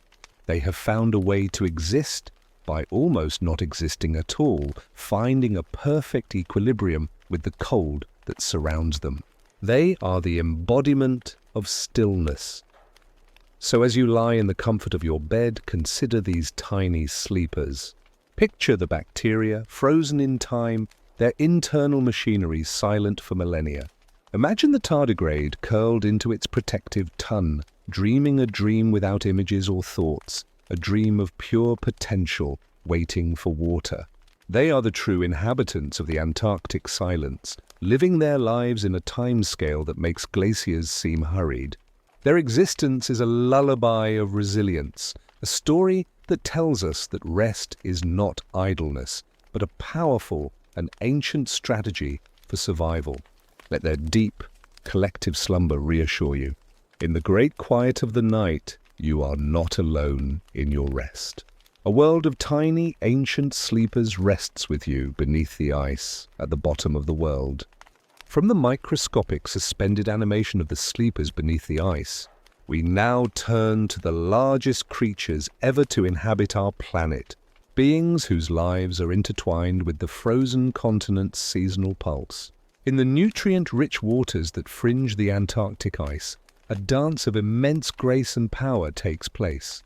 This is the realm of the gentle giants, the great whales whose slow, deliberate movements in the icy sea are a ballet of colossal scale and profound peace.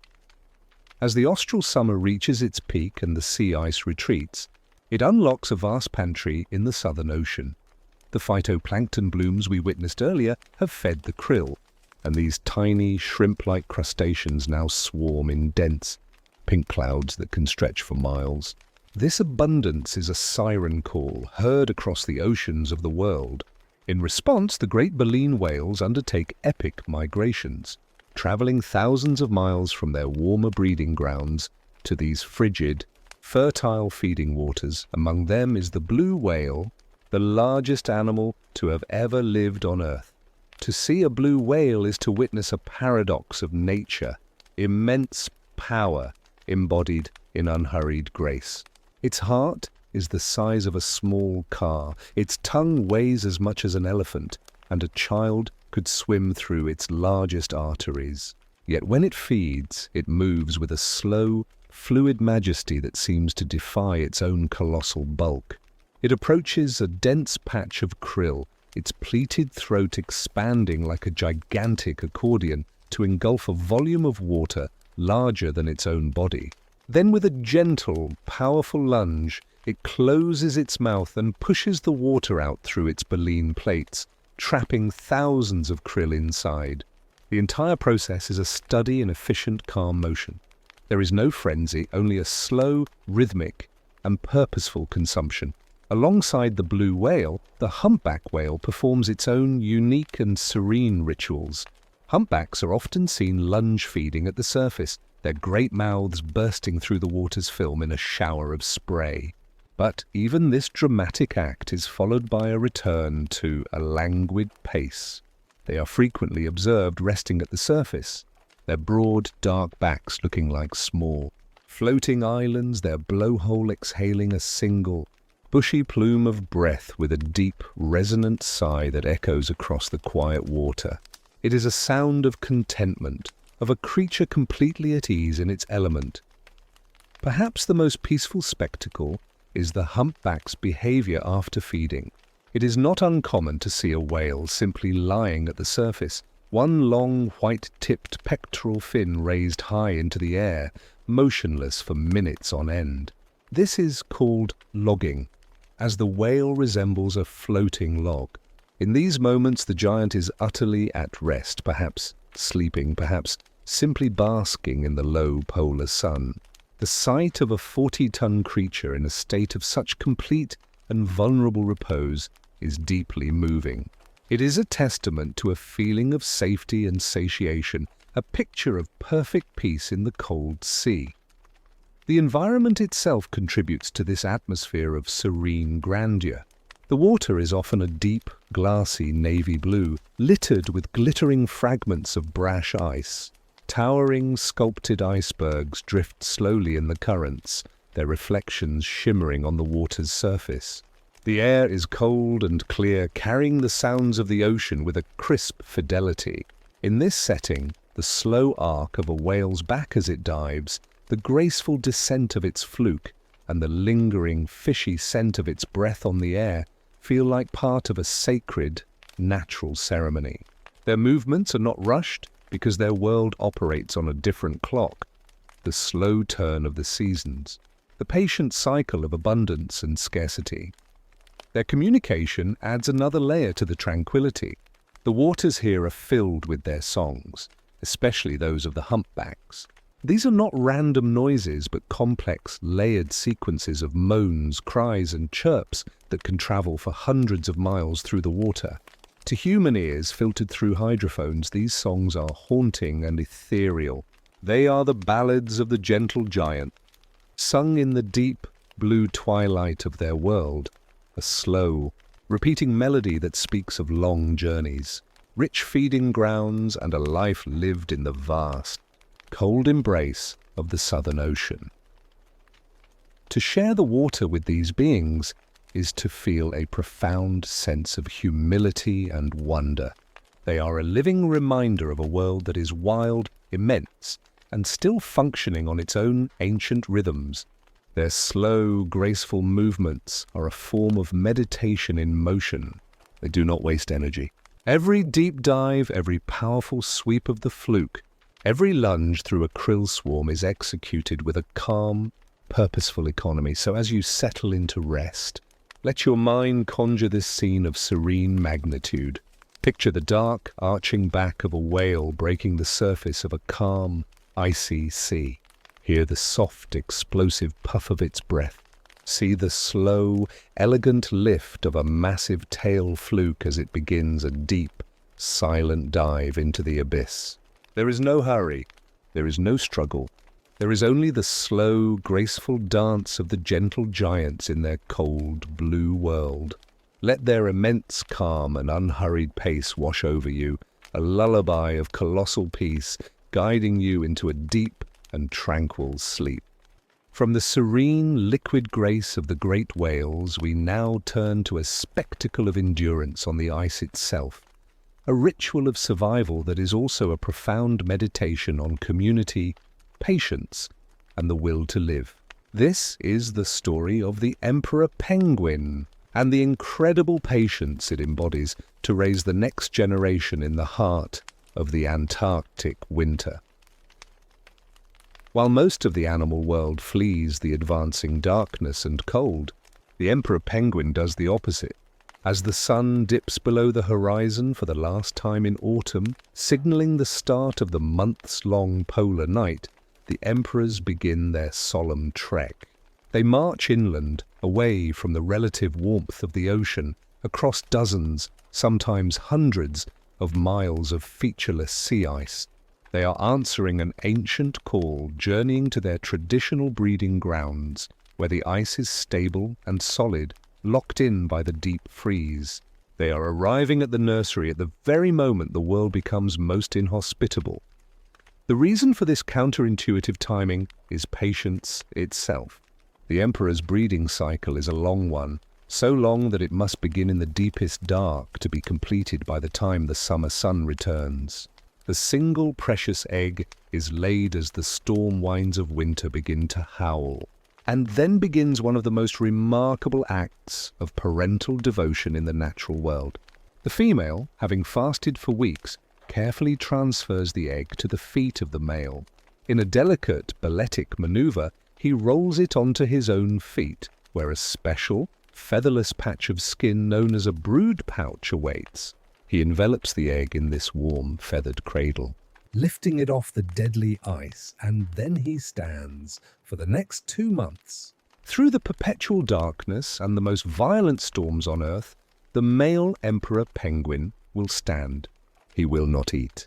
He will not drink. He will simply stand a living incubator, conserving every joule of energy, burning his own fat reserves to keep the egg just a few degrees above the ambient temperature, which can plummet to 60 degrees ice with wind chills far lower. He is a statue of patience, a monument to stillness in a maelstrom of wind and ice. But he does not stand alone. The emperors are a community, and their survival depends on a collective act of patience known as the huddle. To conserve heat and shelter from the wind, the thousands of birds form a single, massive, living organism on the ice. They pack together so tightly that every square foot of space is occupied. There is no hierarchy, only a shared urgent need for warmth. The huddle is not a static thing. It is a slow, fluid, and meditative dance. The birds on the windward side, exposed to the full fury of the gale, endure the coldest temperatures. Gradually, they begin to shuffle in tiny, incremental steps toward the sheltered leeward side of the huddle. This movement is imperceptible from a distance, but within the huddle, it creates a slow, constant, rolling motion.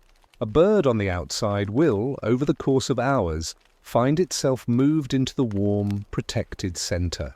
A bird in the center will, just as slowly, be cycled to the periphery to take its turn facing the storm. This is patience in its purest form. There is no panic, no jostling for position. There is only a calm, communal rotation, a shared understanding that survival depends on every individual taking their turn to endure the worst, so that all may benefit from the collective warmth. The sound inside the huddle is a soft chorus of gentle calls, parents recognizing their mates, the quiet shuffling of feet on ice. It is a sound of solidarity, not strife. For 2 months, this is the world of the male emperor, a cycle of darkness, cold, and the slow, patient dance of the huddle. He lives on the very edge of survival, his body a furnace slowly burning down to its last reserves. Finally, just as he nears his physical limit, the females return, their bellies full of fish from the sea. They find their mates among the thousands through unique vocal calls, and the transfer of the now hatched chick is another moment of delicate, patient care. The emperor's ritual is more than just a survival strategy. It is a lesson in resilience. It teaches that the most profound strength is often found not in aggressive action, but in the ability to endure, to wait, and to rely on one another. Their patience is active, not passive.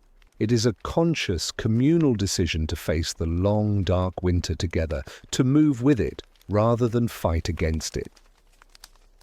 So, as you lie in the warmth and quiet of your own space, picture this scene, a vast, dark plain of ice, under a sky ablaze with silent stars and shimmering auroras. In the center of this immense emptiness, a single, pulsating mass of life.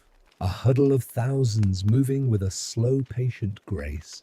Each individual a vital part of the whole, each one waiting, enduring, and protecting the promise of new life against the coldest, darkest forces of nature. Let this image of profound community and unwavering patience settle your mind.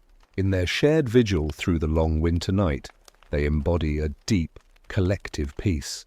Rest now with the knowledge that even in the deepest dark there is a rhythm of patience, a quiet, shuffling dance of life, waiting for the light to return.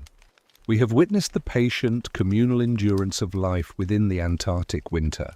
Now we turn to a role the frozen continent plays that is both more silent and more vast, a function that extends its influence across the entire planet.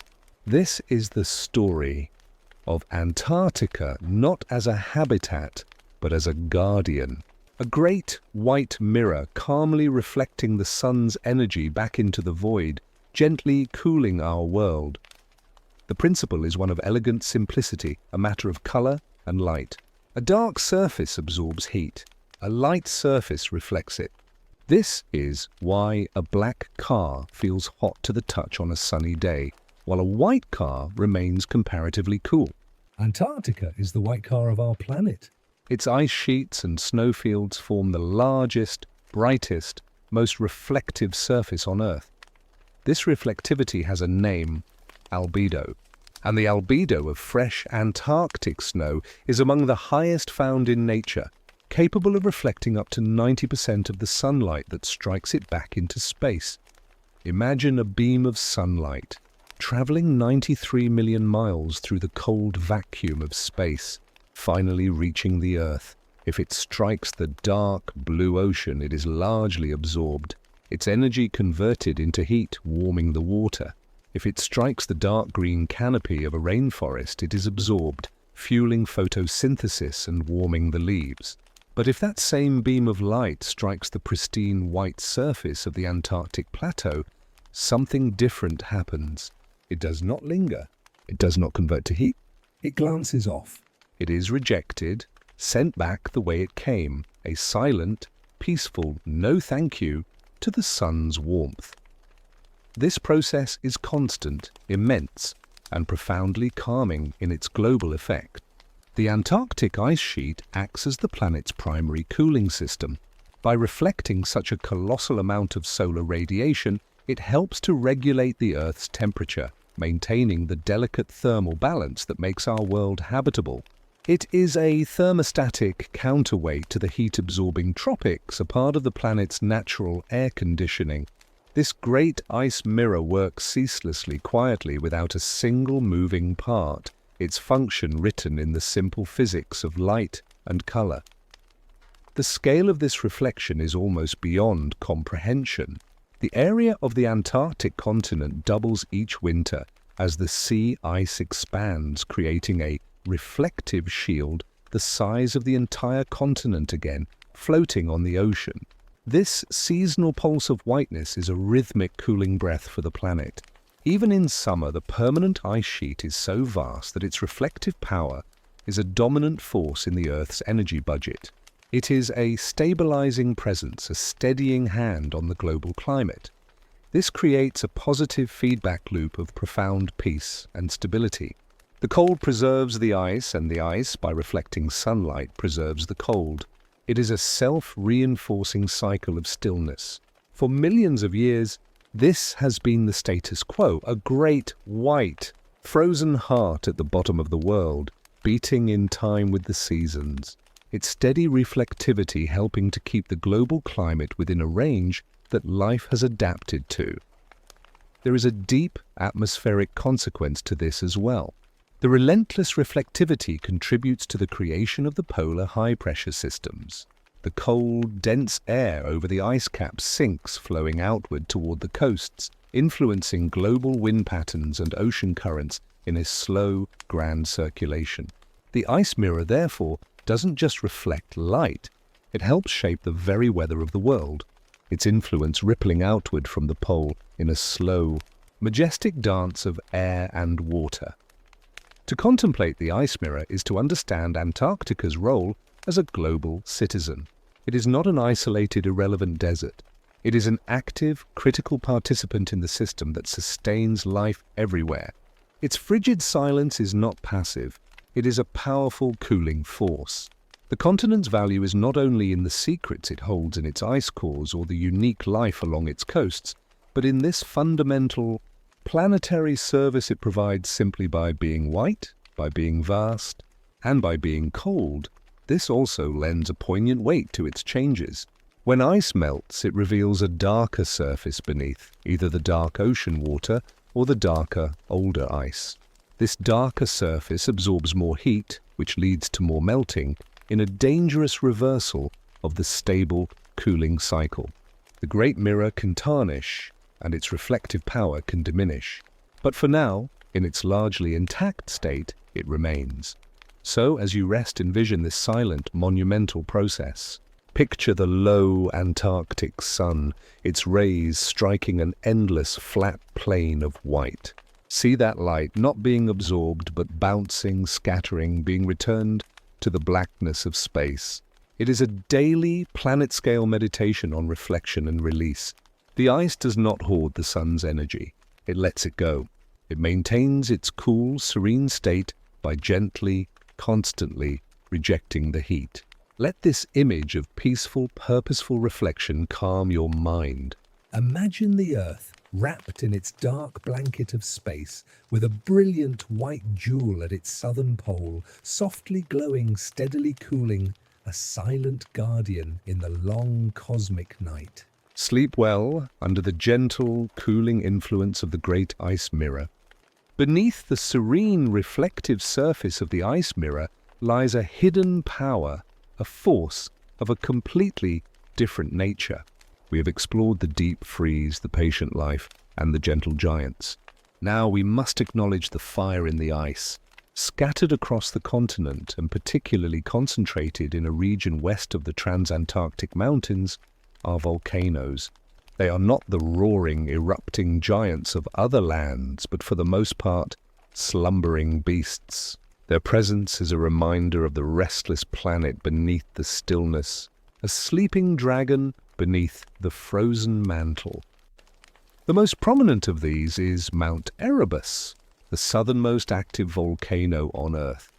It stands on Ross Island, a sentinel over the McMurdo Sound, a perfect snow-covered cone that perpetually issues a gentle plume of steam and volcanic gas.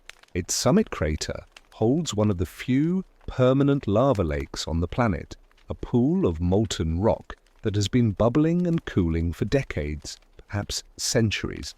From a distance, Erebus is not a vision of terror, but of serene power. Its plume rises in a calm, vertical column, a quiet exhalation against the vast polar sky. The lava lake glows with a constant, ruddy light, a beacon of deep earth warmth in a world of surface cold. It is the dragon breathing slowly and steadily in its sleep. But Erebus is only the most visible. Radar and seismic surveys have revealed that the West Antarctic rift system is home to one of the largest volcanic provinces on Earth. Dozens, perhaps hundreds, of other volcanoes lie hidden completely from view, buried under thousands of feet of ice. These are the truly sleeping dragons, their forms and their potential shrouded by the very ice sheet they sleep beneath. They do not rumble or threaten. They simply exist, their presence inferred by the subtle warmth they emit and the telltale layers of ash found in ice cores. The relationship between the ice and the fire is one of profound ancient balance. The immense weight of the ice sheet, miles thick in places, acts as a suppressant, a heavy blanket laid over the dragon's back. This colossal pressure makes it more difficult for magma to force its way to the surface. In this way, the ice does not just preserve the past, it actively calms the present. It keeps the dragon in a deeper, more peaceful slumber. The volcanoes are there, but the ice ensures their rest is long and untroubled. This slumber is not without its signs. The heat from these hidden volcanic systems is the key to the existence of the subglacial lakes and the vast hydrological networks we have already explored. The geothermal warmth percolating upward is what keeps Lake Vostok and hundreds of other subglacial bodies from freezing solid. The dragon's slow, metabolic heat creates oases of liquid water in the deep freeze, enabling unique ecosystems to persist in the darkness. The fire, in its sleep, nurtures life. Occasionally, the dragon stirs. Evidence of past eruptions is written in the ice cores, distinct dusty layers of volcanic ash, carried by the wind and deposited on the snow, mark moments when a volcano, somewhere on the continent, awoke enough to send a plume into the polar atmosphere. These layers are like notes in a geological diary. The dragon stirred this year. Yet even these events were likely muffled, their explosive force dampened by the overlying ice. An eruption under a mile of ice would be a slow, steam-driven event, a muffled burp rather than a fiery roar. To contemplate these sleeping volcanoes is to understand the Antarctic landscape in its full complexity. It is not a place of simple, passive cold. It is a dynamic interplay of immense opposing forces, the crushing, preserving weight of the ice above, and the restless, creative heat of the earth below. This is not a conflict, but a coexistence. The ice and the fire have reached a kind of truce, a stable equilibrium that has persisted for millions of years. The cold dominates the surface, creating a world of silence and reflection. The fire dominates the depths, creating a world of liquid water and potential.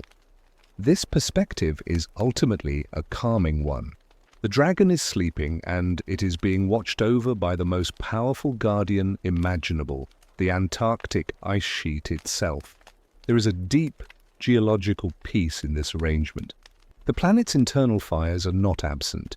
They are merely quieted, their energy redirected, their presence manifesting not in destruction, but in the creation of hidden liquid worlds. So as you prepare for sleep, picture this not as a threat, but as a deeply rooted serenity. Imagine the slow, steady breath of Mount Erebus, its plume a wisp of cloud in the polar air. Feel the immense, calming weight of the ice, pressing down on the hidden fires below, ensuring their slumber remains deep and peaceful. The dragon is not gone, but it is dormant, its power balanced by the cold, its rest contributing to the strange, silent, and beautiful world above. Let this image of balanced forces, fire and ice in a timeless quiet truce, lull you into a state of deep and secure rest. The dragon sleeps and the ice stands watch. All is well. We have felt the deep geothermal breath of the sleeping dragon beneath the ice. Now we turn to a rhythm that is visible, audible, and fundamental to the life of the ice sheet itself. It is a process often portrayed as violent and catastrophic, but from a wider, calmer perspective, it is something else entirely, a natural, necessary, and even gentle release. This is the pulse of the ice, the slow, majestic carving of icebergs. The great rivers of ice, the glaciers we have followed, do not simply stop at the coastline. They continue their slow, relentless march, flowing out over the sea to form vast, floating platforms known as ice shelves. These shelves are the frozen extensions of the continent, anchored to the seabed in some places and freely floating in others. They are the final grand parapets of the Antarctic ice sheet. And here, at the frontier between the frozen land and the liquid ocean, the ice must eventually let go.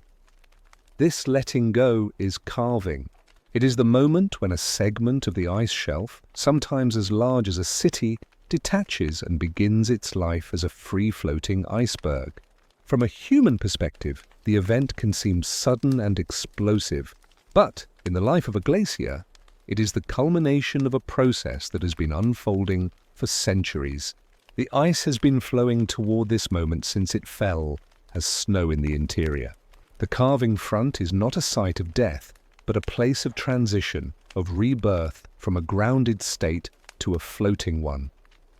The mechanism itself is one of serene physics, not of chaos. An ice shelf is constantly under stress, pushed from behind by the flowing glacier and pulled at by ocean currents and tides.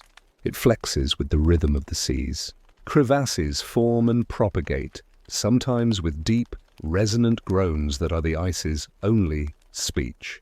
These fractures grow over years, decades, even centuries, tracing invisible lines of weakness through the ice. The final separation is not a shattering blow, but the closing of a circuit. It is the moment when a fracture finally completes its patient journey, and a piece of the shelf achieves its independence. When a large iceberg calves, the sound is not a sharp crack, but a deep, low-frequency roar that vibrates through the water and air. A sound felt as much as it is heard. It is the sound of the glacier exhaling. It is the release of pent-up energy that has been building for generations. Following the roar, there is often a profound silence, as if the continent itself is pausing to acknowledge the event. Then comes the gentle, rolling wave, radiating outward, a final, physical signature of the release. This process is the essential pulse of a healthy ice sheet. Calving is how Antarctica maintains its balance. The ice sheet is a dynamic system. Snow accumulates in the center, and ice is discharged at the edges. Calving is the discharge. Without it, the ice sheet would simply grow ever larger, its boundaries advancing indefinitely into the ocean. The regular rhythmic carving of icebergs is a sign of a system in equilibrium, breathing in and out with the slow beat of geological time. The newborn iceberg itself begins a new, peaceful existence. It is a floating island of freshwater ice, a pristine fragment of the continent set adrift. It will be sculpted by wind and wave, its sharp edges softened into graceful curves and arches. It will become a temporary resting place for seals and seabirds, a miniature mobile ecosystem. Over years or decades, it will gradually melt, releasing its ancient stored freshwater back into the ocean currents, completing a cycle that began with a snowflake falling on the polar plateau millennia ago. Its end is not a death, but a gentle dissolution, a return to the global water cycle from which it came. To witness a carving event from a safe distance is to feel a sense of awe, not alarm. It is a reminder of the immense, slow-motion forces that shape our world. The scale is humbling, but the process itself is natural, inevitable, and deeply integrated into the functioning of the planet. It is the ice sheet's way of renewing itself, of letting go of the old to make way for the new flow from the interior. So, as you listen tonight, reframe this phenomenon in your mind.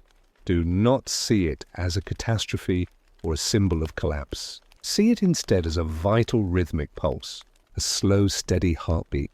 Picture the great ice shelf, its edge a towering blue-white cliff against the dark sea.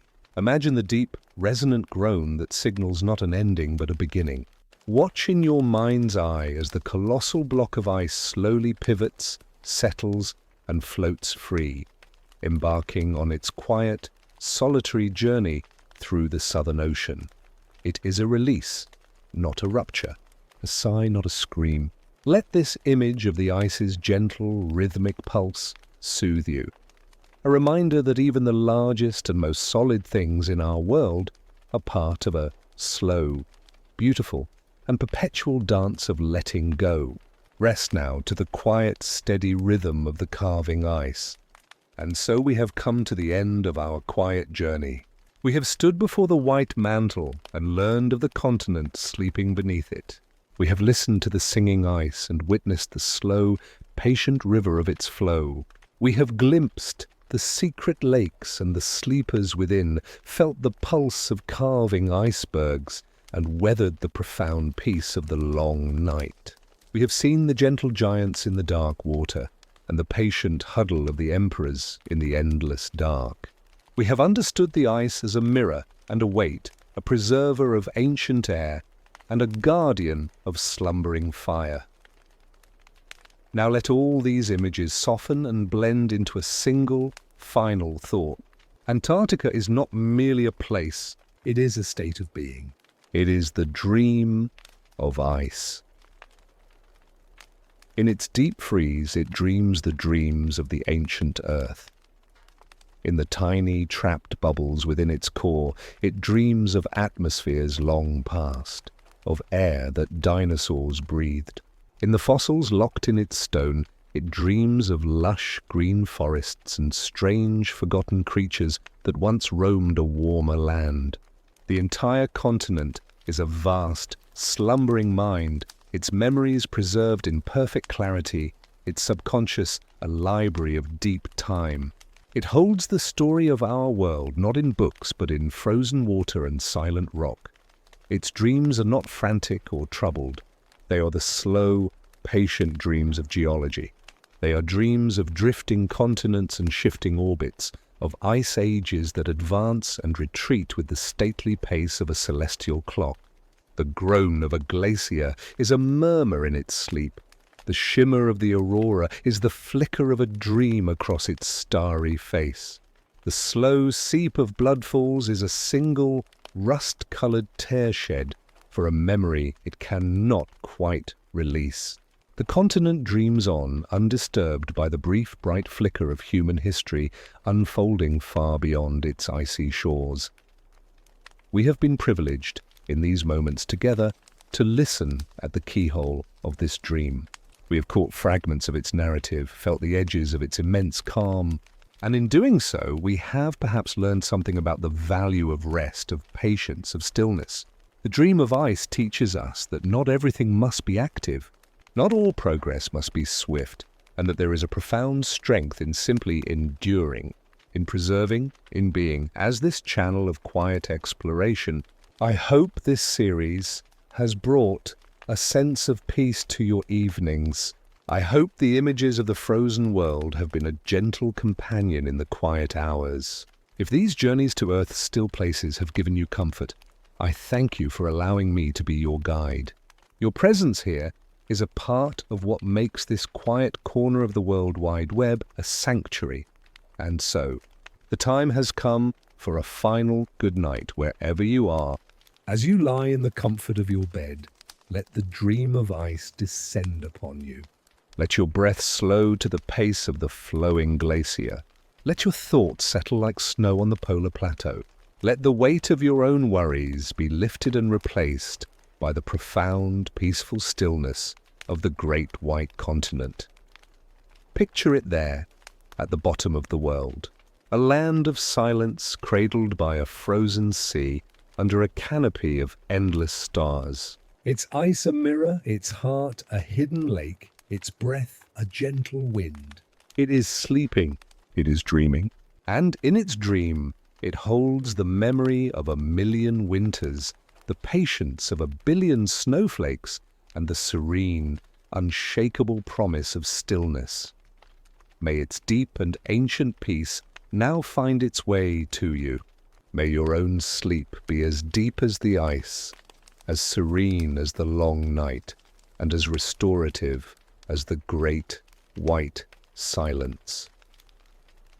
The world is quiet, the continent dreams, and you are safe, and you are warm. Good night.